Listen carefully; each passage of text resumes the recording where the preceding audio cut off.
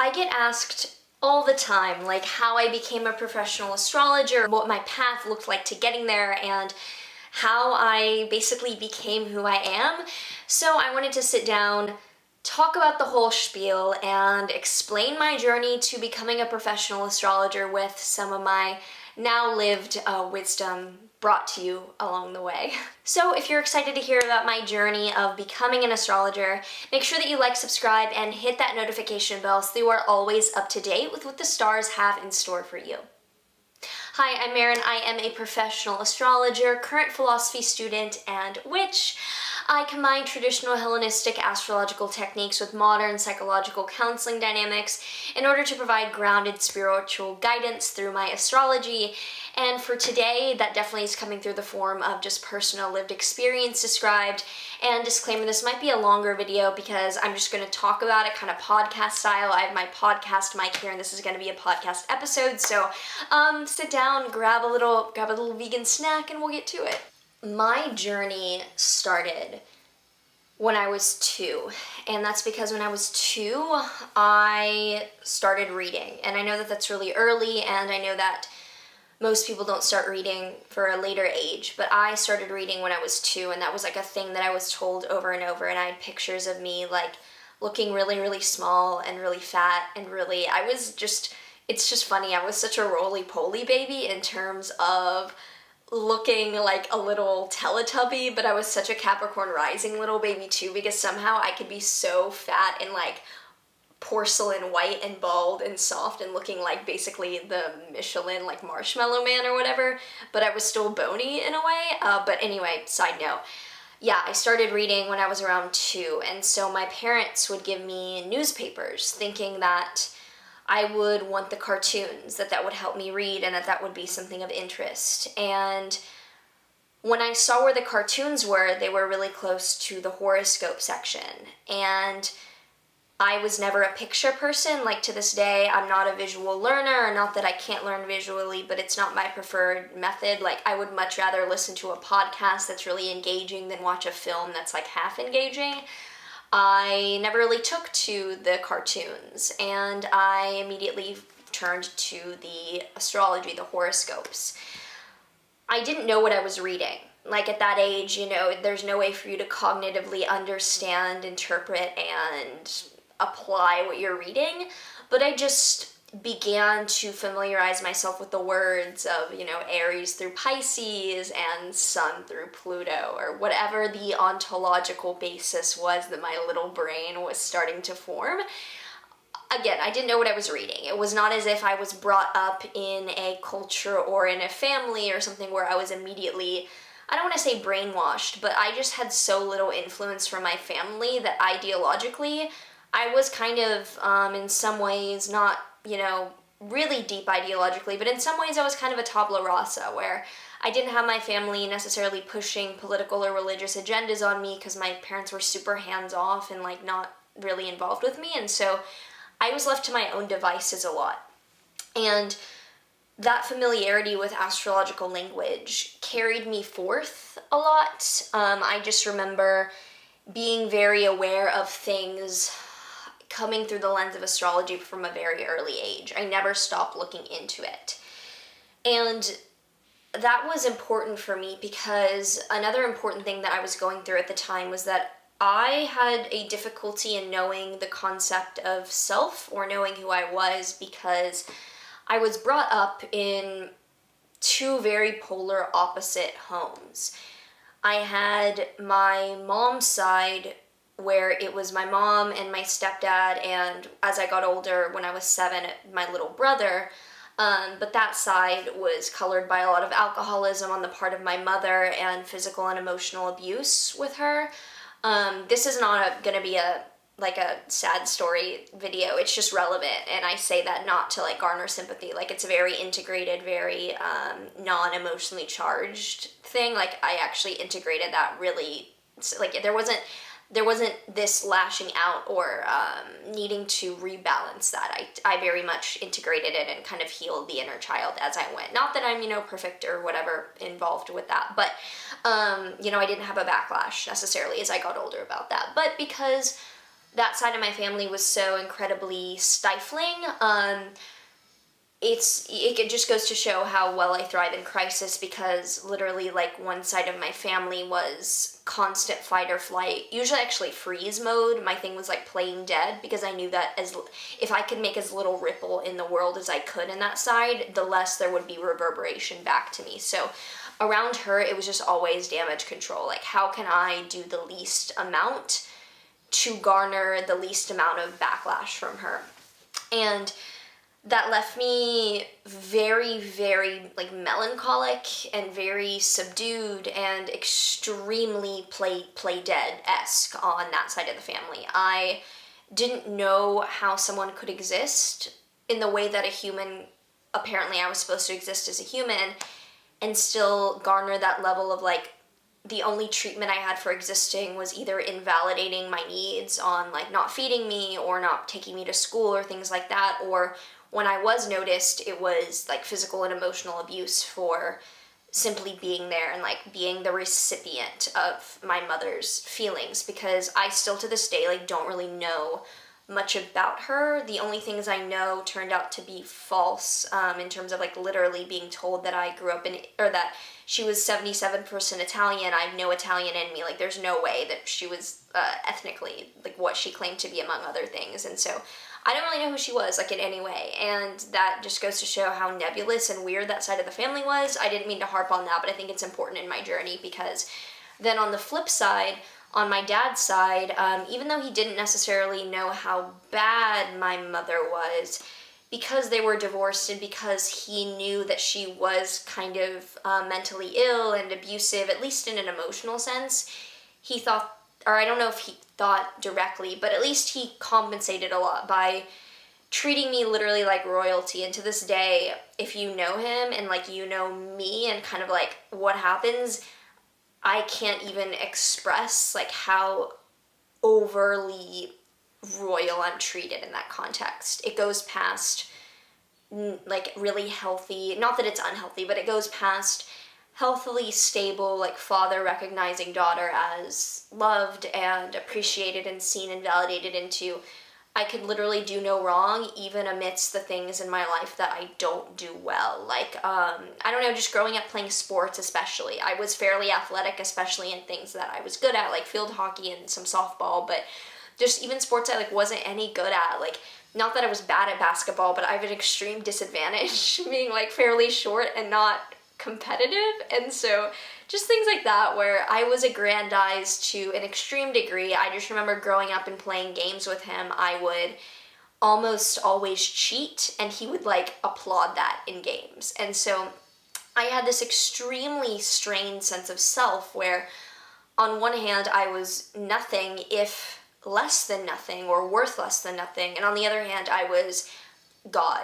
And if you know me, like especially if you've known me throughout my life, it has been kind of a theme where I'm really open about that. Really, really extreme senses of self in terms of it was difficult for me not to conceive of myself in either being the absolute abominable, most evil human being or being like royalty that I think I'm better than everyone else. There was very little middle ground. Now I don't really compare myself to others. Like I just kind of am. There's been a lot of spiritual growth I've done that has led me to simply the beingness that I am. And I know someone's in the comments is going to be like, have you checked out being like borderline or whatever? But I'm not like a really moody up and down person. It was just that my sense of self was extremely polarized. And I was aware of it and integrated. Thankfully, even after my mom's thing, when I was in therapy much later in my life, there wasn't really anything to diagnose me with as much as realizing just what I had been through wasn't normal. But basically, through all of that in a nutshell, if you want to, actually, if anyone wants a video or a podcast episode fully about how I really maturely, really groundedly, and really healthily have dealt with having a severely abusive alcoholic as a parent and cutting that off completely and like not feeling any indebtedness, really, really being very not even at peace, but simply at it just simply is. And not at this point, like if you want a full video on how I grew from that and have integrated that, I would love to speak on it because I think that more people that are open about it know that their parent was an alcoholic, and yet they might not feel like their situation is bad enough. And in multiple times in my life, I'm going on so many tangents here, but I mean, I think that this is going to be a really good episode.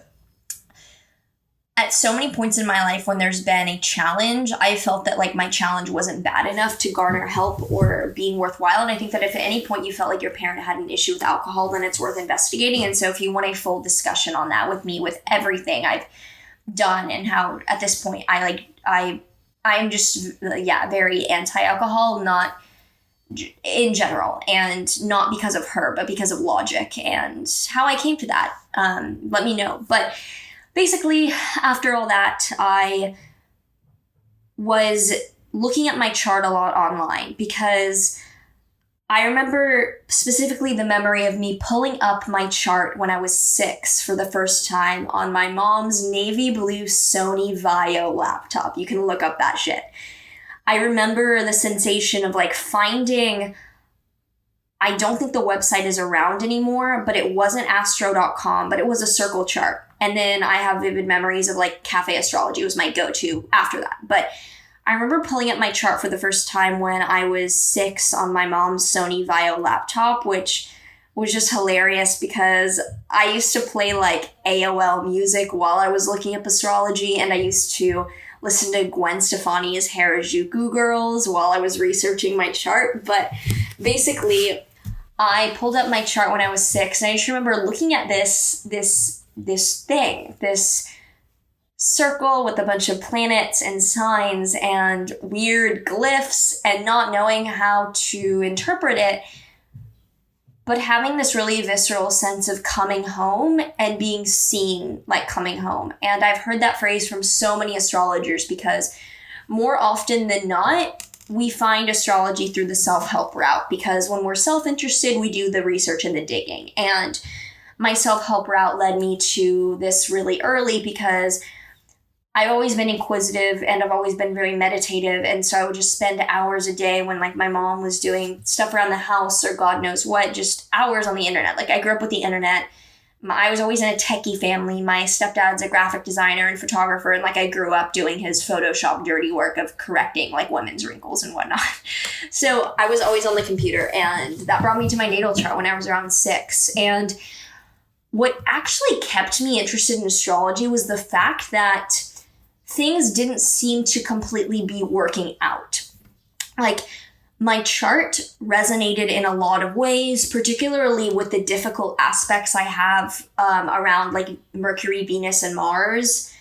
They're just in a lot of conversations, to say the least, of like difficulty, and which I love now. But I mean, if you hear me talk, like you can hear I breathe, and what I say is like abrasive hammer drop without me really trying. But some things in my chart were adding up, and at this point I still wasn't like bought into astrology, but I also wasn't adopting either side. My Libra moon has always kept me at a place of not speaking on things with certainty until I feel like I have a lot of information to do so, and I'm super open about having discussions around things. And I will say repeatedly, like, I'm not the expert. Like, I don't have a full opinion on this. I don't have a place to form an opinion. And that was kind of where I was already with the astrology. I was just looking because it was so fucking interesting, and things were adding up. There was, my chart was telling me I was a Libra rising with a Virgo moon. My Virgo sun doesn't change because I have a 1 degree Virgo sun conjunct the North Node, and it was going to be 1 degree. It was 1 degree. But my mom had given me a birth time of like around 10 a.m., like 10:30 a.m. I thought she had given that, she gave me like 10:34 a.m. Like it sounded legitimate, and so I didn't really think twice. And it gave me that morning birth time with a Libra rising and a Virgo moon. Things weren't adding up. Like, I was getting into some transits and this was throughout the years because I was reading throughout the years of lower and middle school about astrology, and some timing things, and particularly the more that I used astrology for self-inquiry, the more that the Libra rising archetype wasn't working for me, because I've never been like a social butterfly. I've never been form-fitting towards wanting to be like a devil's advocate or accepted. Like, that just really wasn't fitting for me. And so it kept me researching astrology and researching every placement, not only just my own, because I was like, this is weird. Like, these things are resonating in a lot of creepy ways, especially around my Mars placement, because my Mars, no, I don't want to make this about my chart. It's obnoxious when people overly talk about their chart, but I think right now it's a good example is that I have my Mars, it's my malefic contrary to sect because I have a daytime chart, and so Mars is the most challenging planet in my chart, which I wouldn't find out until like a decade later, but Mars is in a difficult position where Mars is direct, it's 2 degrees of Leo, squaring Saturn at 3 degrees of Taurus, which is retrograde. So like, but they're just, it's a double case of maltreatment. Mars is also opposite Uranus and Neptune, and like, it's the ruler of my midheaven. It is it's in the 8th house of death. Like, shit's kind of colorful for my Mars. And a lot of the things that I was seeing indicated by my Mars, which I would read forum after forum around this Mars placement and like what it meant per se. And time after time, it was indicating like just difficulties that were popping up in my life, both internally and externally, but the rising didn't make sense. And during this time, I just remember as well that I couldn't stop playing I couldn't stop researching astrology, and I also couldn't stop playing The Sims. I remember I would listen to astrology videos about like my placements, especially around my Leo stellium. I just loved hearing about my Leo stellium. Is that not the most Leo stellium thing? Like, I loved hearing about it from astrologers. Just what I would play totally unqualified bullshit videos about it just to hear people talk about myself. But I would play astrology videos while I played The Sims. I had like 2 computers. This was at my dad's at this point because I was half and half. My dad had a computer. My dad had 2 computers. He had this like Dell, or no, it was an HP. He had 2 HPs. One was a newer version of the laptop and the second was an older version. And if I was not playing Oregon Trail, I was usually playing The Sims 2. Maybe I was using his computer and then my own laptop, because I got a MacBook when I was like 9. The little white one, it was really cute. If they still made those, I would get them because those are really cute. I would be playing The Sims, and I have this theory that a lot of astrologers as kids were into The Sims or other similar never-ending simulation games, because that's kind of what astrology as a career ends up being. It ends up being this never-ending enchantment with things that unfold and multiply, and you get more information and you progress more in your subject, in your career, as you accumulate information. And to this day, like, I have it on my computer. I haven't played it since I was probably 14, but I still somehow have the applications for The Sims 2, like Family Edition, where it's just every edition of The Sims 2 now for sale, because Sims 2, the best version. I can, like, Sims 3 and 4, in my opinion, total letdowns compared to that. Now I fucking want to play Sims. Where in the hell do I have time to play Sims? Do I stop my client? Oh my God, now it's, no, I can't start this. I can't play The Sims. So basically, continuing on, I was just spending so much time online, and I don't have a problem saying that. And I remember growing up hiding that a lot, that all I was doing was researching astrology and playing Sims online, not because I was ashamed of the astrology or the Sims, but because I wanted to seem like social. And it just goes back to this thing of feeling so confused about who I was and having no idea my sense of self, which was just hilarious because now I'll get to it actually. Now knowing my real birth time, that makes a lot of sense. I was just such a sad, confused young person. I went through like my teenage emo phase when I was a younger person, when I was a preteen. Again, this isn't meant to be like self-deprecating, but I remember like first trying to kill myself when I was 6. Like I would go on extended periods of just trying to starve until my mom would like drag me out of my room thinking that I was just a delinquent like on the internet doing things when I was like trying to die. But I couldn't stop reading about astrology as a way to make myself feel seen. And that's why it's so heartwarming when I hear clients saying, because I open every consultation with, how can I help you today? And when I say that, it's because I want to help the client with whatever they need help with that day. It doesn't matter what technique I want to use or what cool shit I want to show off. Like, I'm there to help the client. And almost every time, even if they have a specific question about love or career or like children, it always goes back to self, knowledge of self. And that's why I was researching astrology. So I was still, very interested. The aspects between my planets made a lot of sense. I was really into aspects. There was an astrologer, I think she's still on YouTube. She was specifically around aspects, and I got so super ultra modern, like psychological, but I was so into it. And to this day, I'm still a highly psychologically interested astrologer, but I find that I have a greater reach on being able to be of psychological help because I understand the chart as largely external. Like, I'm not looking at the chart only as the psyche. Because I'm able to see external events, I then have even greater reach and bandwidth in the psychological help that I can provide, because I'm not just looking at the psyche, I'm looking at the entire, life. But by the time I was 14, I knew something was up. Like, I was obsessive about the amount of astrology I was reading. I was just into the rabbit hole of modern psychological astrology that looks like the websites that look like they haven't been updated since Windows 95, which they probably hadn't been because this was like 2005 to 2010. But I was down such a rabbit hole. I mean, page 95 of Google search results. I have been on every forum. I have watched every video. Just the incredible amount of astrology I was consuming was just, no wonder my neurons at this point are like this, because I just patterned it so young. But by the time I was 14, I was talking about this with friends at sleepovers, and I had a few friends who were Libra risings who, like, some of these moms thought it was so cool I was into astrology, and I would like tell them, and I would get their birth time, and I was giving like little pseudo readings to kids when I was in middle school. Seeing friends that I knew were Libra risings made it clear to me that there was a birth time issue with me, which I was like totally under wraps about. Like, I didn't want anyone to know.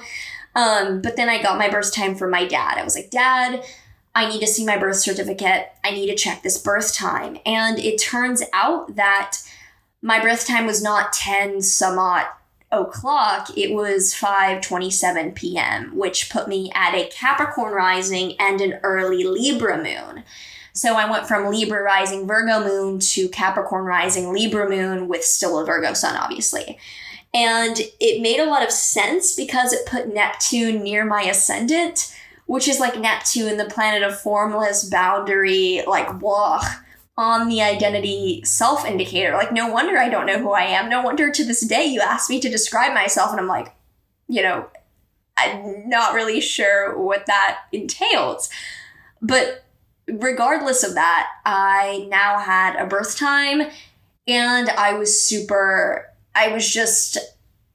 was a sense of coming home around finally having that and seeing that right in front of my eyes. With that change, I'm glad I got that change. I'm glad I got that change out of the way super young, because that makes now people feel like having my chart flip before my eyes when I was young enough to grapple with that. I've always been a very malleable person.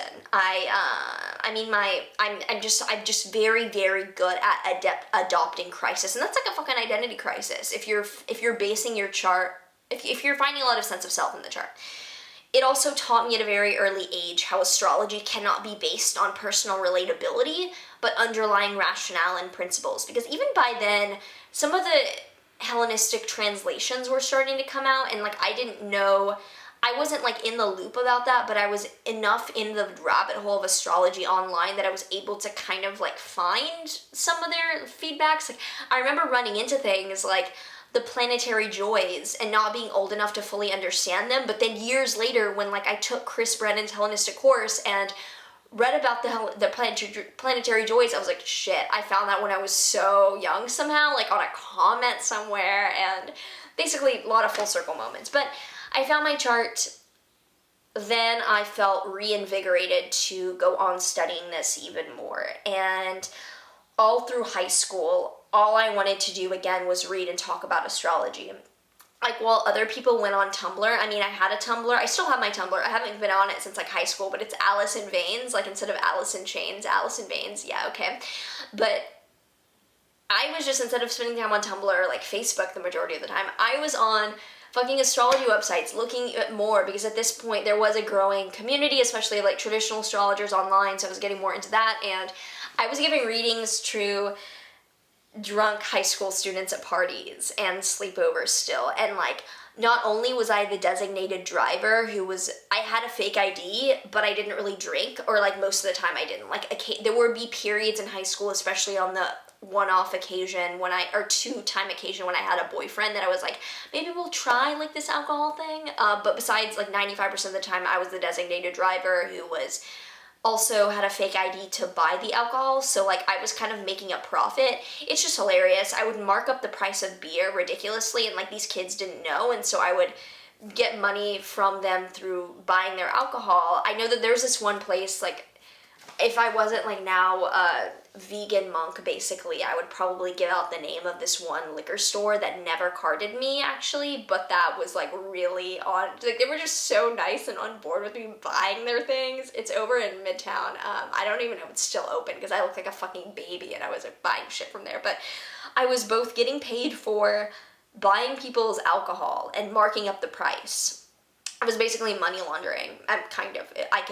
Basically, I was making money through these kids, because I would buy their alcohol, they would pay me for it.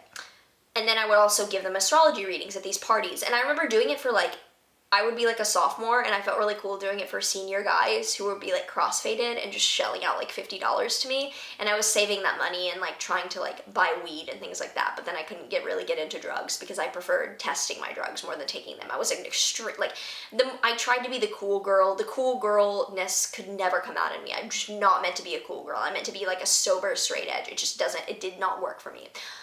So I was making a profit off of these readings, and I mean, like, no one was making fun of me. No one thought it was weird. I was always, even before I became, like, my fully witchy self, I was just kind of always different, not in a way that I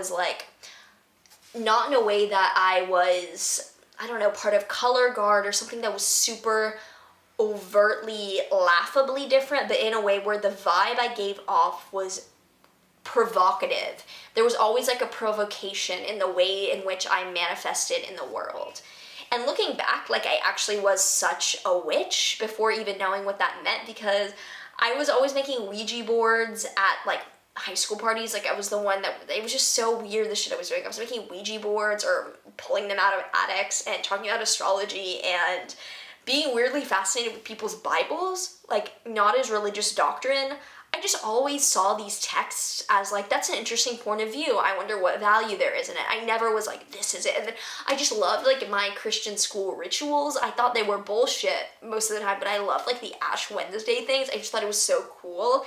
So, I mean, no wonder I was a witch. But during this time, I think it's also important to note that theater was what I was doing. Like, my whole life basically had built up to me assuming I was going to be an actor. I was going to go to NYU. I wanted to be both on Broadway and on camera, and the signs were pretty clear to me that that wasn't gonna happen. Not that I was a bad or unqualified actor. I'm pretty good. I mean, Neptune on the ascendant. Like, if people want to see something in me, they can see it. But I've always had a ton of power. Like, there's just a vibrancy to my energy that I very much own, that I'm like a high performer, I'm a high achiever. There's a huge amount of momentum just behind my presence that when I try to hide it, it makes everyone in the vicinity uncomfortable. Like, when I was younger, my Sun square Pluto aspect came out by when I was not authentic or myself, I would unintentionally or just subversively manipulate the shit out of people just because, like, I could not handle myself and my own power, and I was trying to be normal, and so it would come out as me, like, fucking with other people. And like, that kind of was the same thing in theater, where the way in which I was trying to get applause more so than actually be creative was just really apparent.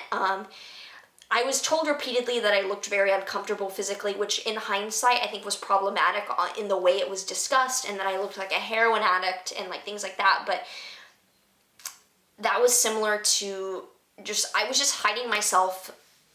I was hiding my true self while putting on a hell of a show.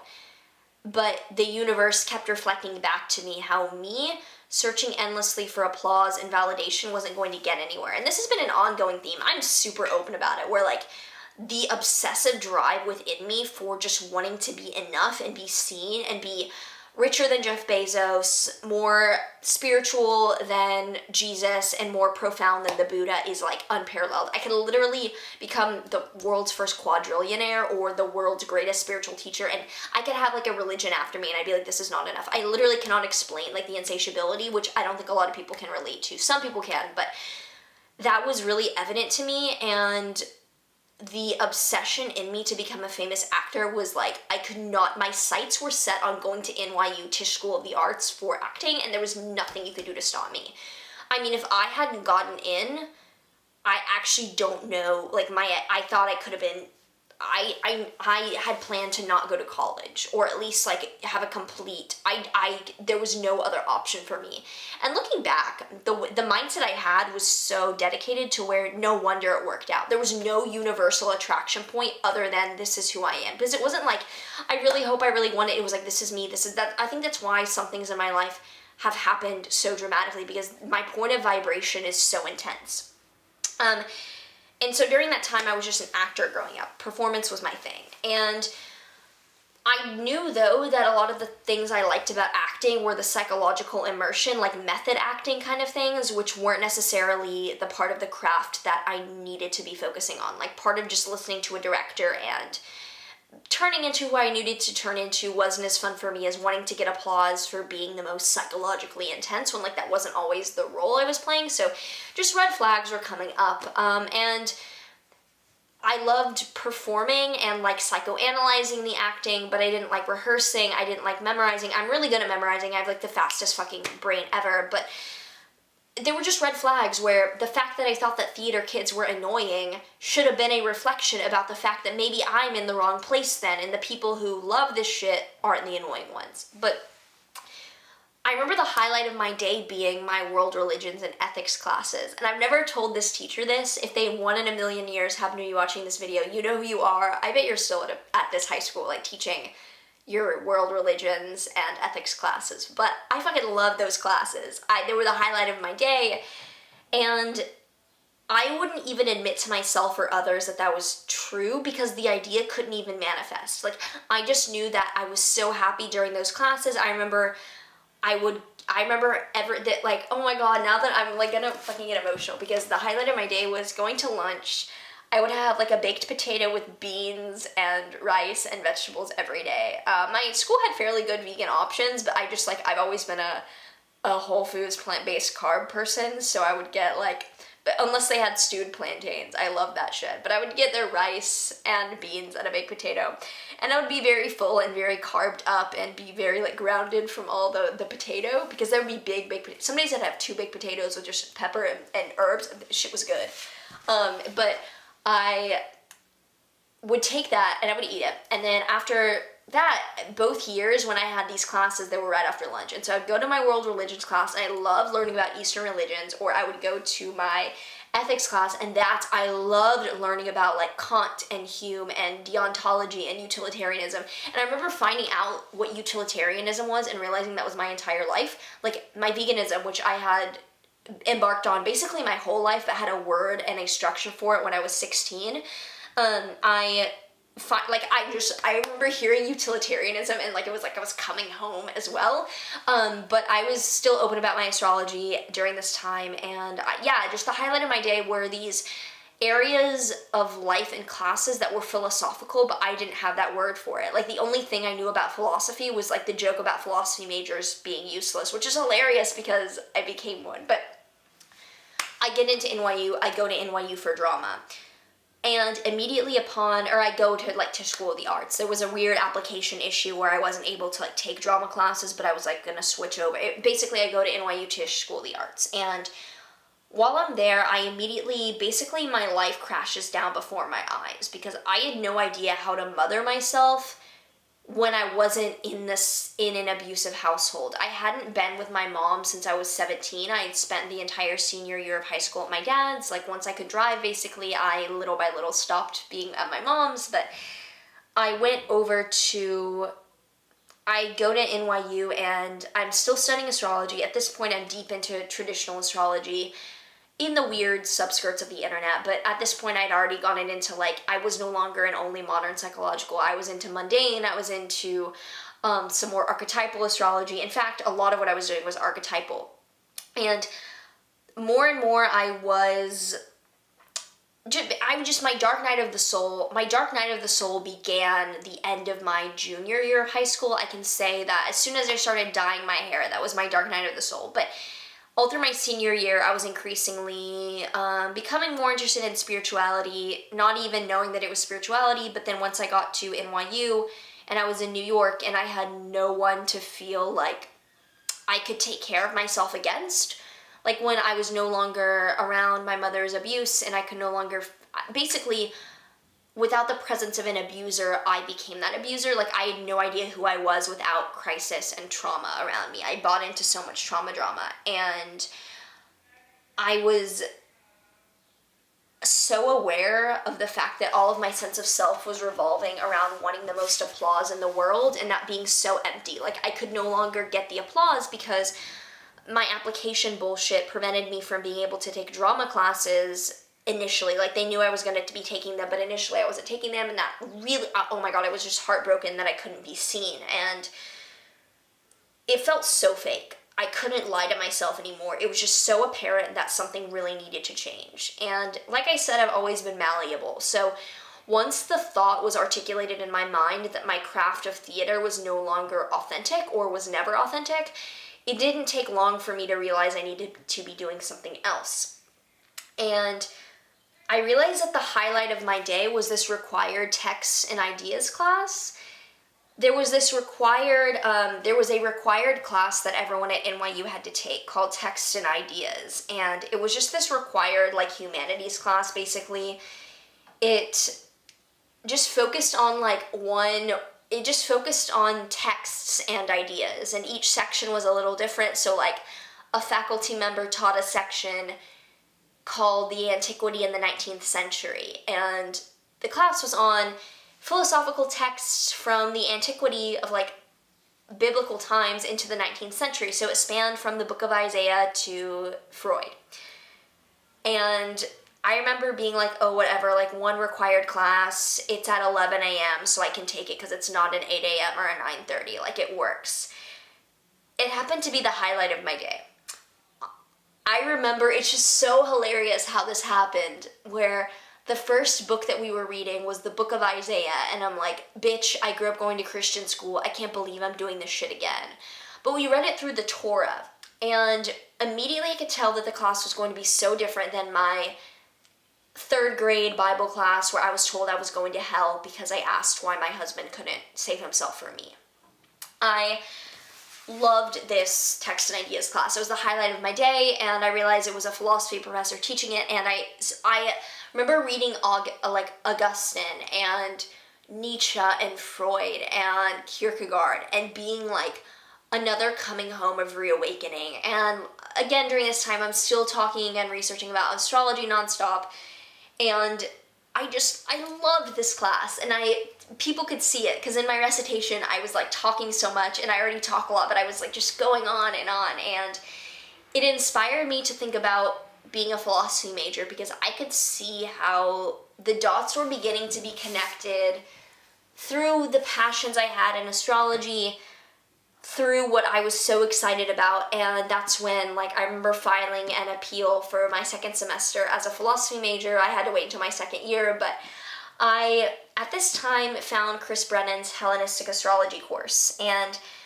I don't know how I didn't find this earlier, given how deep into astrology I was. Like, the SEO was there for me to be listening to the astrology podcast. I don't know how I never found it. I don't know how I was somehow into the weird niche web, dark web of astrology, but I wasn't into, like, Chris's course. So this happened within the span of, like, a month, where I decide I want to be a philosophy major. I find Chris's Hellenistic course. I enroll, and at this point I had just turned, like, 19. I already knew a lot of the things he was talking about based on, like, the forums I was reading and the ancient texts I was reading, but his like one-stop shop delivery of being efficient and the way he taught was just super resonant with me, because I love just like long lectures of information where I can sit down and take notes, and I love just the amount of hours I probably listened to of him is just hilarious. But it consolidated a ton of information of probably the past like 7 years for me. And that's when I realized that's the kind of astrology I want to practice, that's what I want to do. And I just went through that course so quickly, like over the course of a few months, because it's really long. My second semester of my freshman year of college, I still was not officially a philosophy major, but I was only taking philosophy classes. And like my professors and advisors were like, yeah, we know you're going to get into philosophy. You can just take all these classes. And I just was so open about my new interests. I was in my dark night of the soul. I was a shell of a human being. I was starving myself because I didn't know if I wanted to live. I was writing a book because I didn't know if I wanted to live or die. So I'm like, I might as well write a magnum opus so that if I die, at least I'm famous. Like, that thought was still in my head. If you want to hear all about the psychological thing of that, it's my book, basically, even though the book is much more dramatic than what I was going through, but it's kind of my dramatized what I was going through. So at that point, I'm officially a philosophy major with psychology and creative writing minors, or that's what I knew I was going to declare, so those were the classes I was taking. And at that point, I'm giving professional astrology readings. I monetized, and I was super open about it, and I was like, there's nothing left of me as a human being. I don't know who I am. I have no friends. I literally lived with 13 roommates, and yet I had no friends. To this day, I've made like 3 friends at NYU. I can name 3 people that I made as friends at NYU after my 3 years. I just graduated, and I go 50,000 student, the largest private university in the world. I made 3 friends. It's just funny. That's just who I am. But I was super online, openly online about my astrology, and even in person. Like, I was giving a lot of readings. I actually developed a steady stream of clients, specifically through like people online, even though I had little to no. I had like 1,000 followers, but I would have like 3 clients a month, which at that time was cool. And my path was slowly and steadily merging with my past of performance and my astrological knowledge, because then I was on YouTube. I started posting forecasts. And by the time I was in my second year of college, I was like full on witchy, nothing holding me back. Just because the momentum of being fake in the past had no fuel left. It wasn't that I no longer wanted to be fake, it was that there was just no, oh my God. This is me editing this in. This is when I realized that my camera wasn't shooting like half of my conversation here. So I freak out and then run over to my camera and then come back. There was just literally nothing left within me to be fake. And so I was just this super openly witchy philosopher, astrologer, and that's, I mean, the passion and the focus I had towards refining traditional astrology, because like I said, I had been reading about it since I was in high school. Like, I could not stop reading about these texts, and now that I was practicing techniques for so long and developing a client practice, my philosophical and psychological background catered really well to strengthening my practice and my place in the community as like cross-pollinating, so that my foundation had a lot to ground itself down in. And like, I had anchors around me where it was kind of like the idea of multiple streams of income. Like, I had multiple streams of knowledge to fuel my astrology, and that allowed me to get a grip in reaching people, I think, because I was able to tangentially insert myself into like their awareness through those things. And I'm really thankful for my education and my academic study, because now, after graduating like last week, I'm gonna go to get my PhD in this, and in philosophy and cosmology and consciousness, and there's just nothing I want more than to pursue this. And my excitement is into studying the structure of reality. And now that TikTok is a huge success for me, I mean, if I'm ever unbanned, which by the time this goes up, if I'm still not unbanned, like, I literally want to take legal action or something, because I don't know what's happening. It's really saddening. Like, I'm actually, like, I have over 53K now, and I gained like 30K of that while I've been banned, but I can't fucking post, and it's just killing me, but that's a side issue. I'm so excited to keep on doing this and embodying more and more of being a cosmological thought leader, because this is truly what excites me, and that doesn't come from the place of wanting the applause. Like, that can creep in, but that's not the root of this. And I think that can rub people in the astrology community a lot the wrong way. Not that anyone, I've only had one case of like outright issue. You guys know my defamation bullshit, you can, bullshit. But I've never had anyone be like outrightly bullying me besides that. But I can see how my past awareness of how much power I hold in a really provocative, challenging way can be very contrary to the humble, like, local astrologer idea, where I want to make it really big as a cosmological thought leader. And I, in no martyr way do I say this, but I want to change the world. Not from, look at me, but from actually, like, I want to turn the understanding of reality upside down to make more sense, because that's satisfying.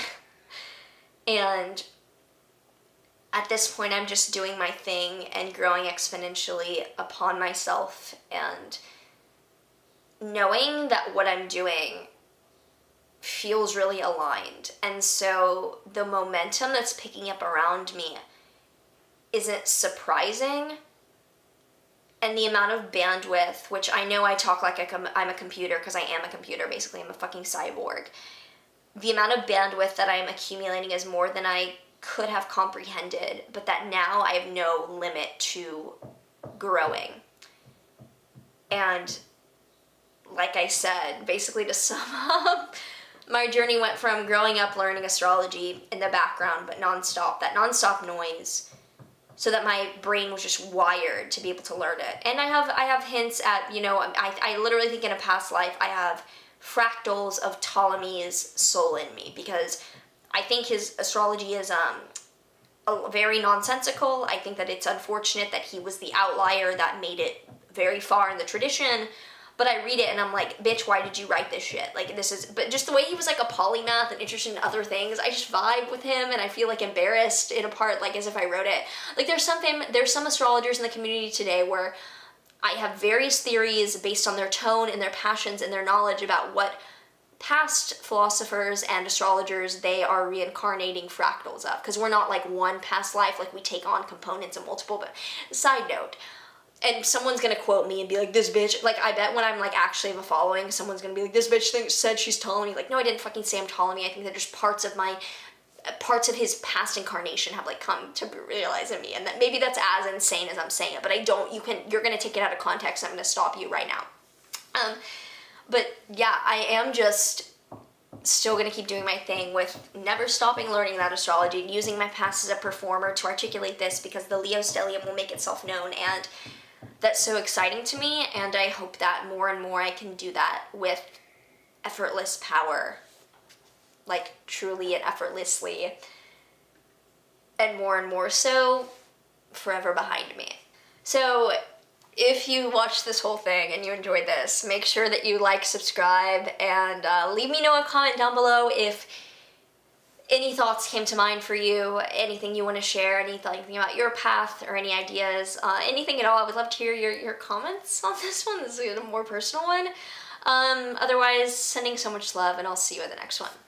But there is one thing you're all